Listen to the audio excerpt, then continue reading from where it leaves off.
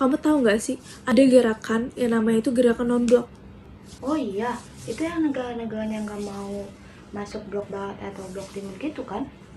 Iya benar, jadi negara-negara itu pengen mandiri, nggak mau terjebak dua kekuatan besar dunia. Oh gitu ya.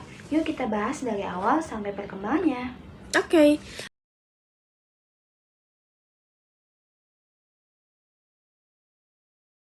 Apa itu gerakan non-blok? Gerakan non-blok atau GNB adalah organisasi internasional yang berisi negara-negara yang ingin bebas dari pengaruh dua kekuatan besar dunia pada masa Perang Dingin.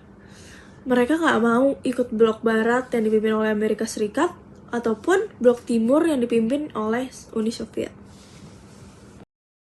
Latar belakang gerakan non-blok. Gerakan non-blok lahir karena banyak negara merasa jenuh sama pembagian dunia ke dalam blok-blok kekuatan berdasarkan ideologi. Situasi ini bikin negara-negara berkembang atau yang baru merdeka sulit membangun ekonominya. Blok barat mengusung kapitalisme, demokrasi, dan kebebasan media, sedangkan blok timur mengusung komunisme, sistem politik otoriter, dan sensor media. Keduanya sama-sama mengklaim ideologinya yang paling benar, tapi di balik itu, mereka justru berebut pengaruh di negara dunia ketiga demi sumber daya alam. Nah, jadi apa itu negara dunia ketiga? Negara dunia ketiga itu negara berkembang yang tidak memihak kedua blok tersebut. Sedangkan negara dunia pertama adalah Amerika Serikat. Dan negara dunia kedua itu Uni Soviet. Nah, dampak persaingan ideologi ini lebih baik negatif, seperti terbagi Jerman jadi barat dan timur, perang Korea yang membelah semenanjung Korea, dan perang Vietnam. Bahkan, dunia sempat dihantui ketakutan akan pecahnya perang nuklir. Karena kedua blok punya senjata nuklir yang bisa diluncurkan kapan saja.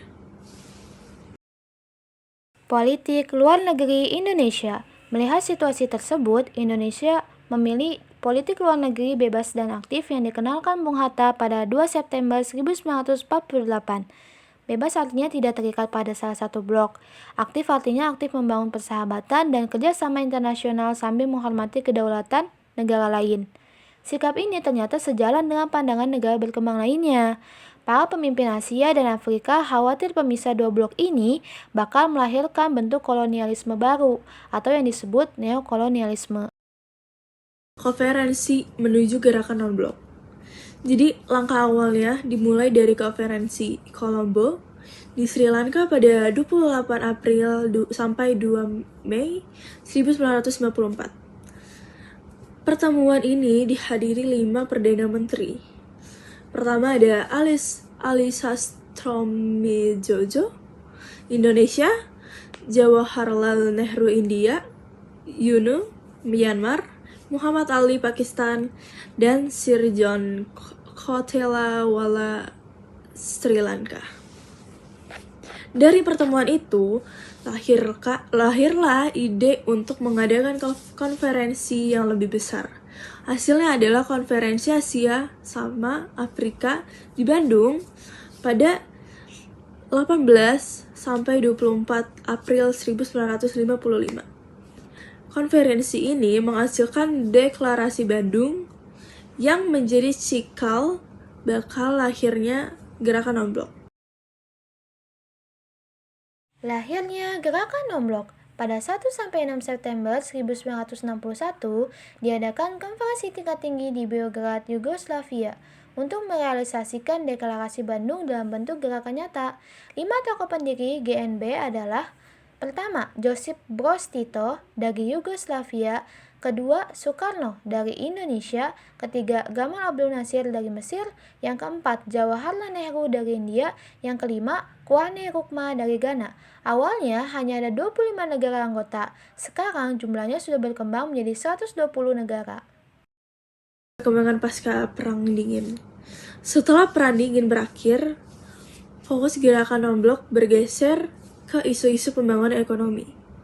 Nah, pengentasan kemiskinan dan pelestarian lingkungan.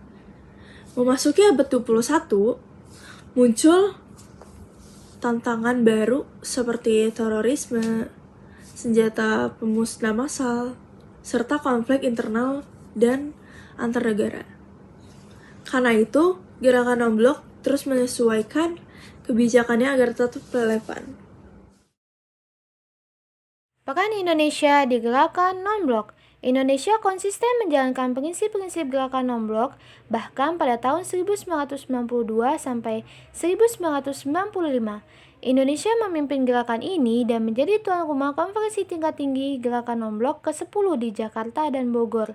Selama masa kepemimpinan ini, Indonesia berperan dalam menyelesaikan konflik di Kamboja, gerakan separatis Moro di Filipina, dan sengketa laut Tiongkok Selatan.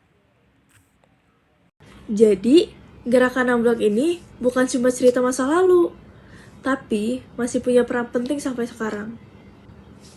Iya, apalagi Indonesia pernah jadi pemimpin dan aktif membantu menyelesaikan konflik internasional.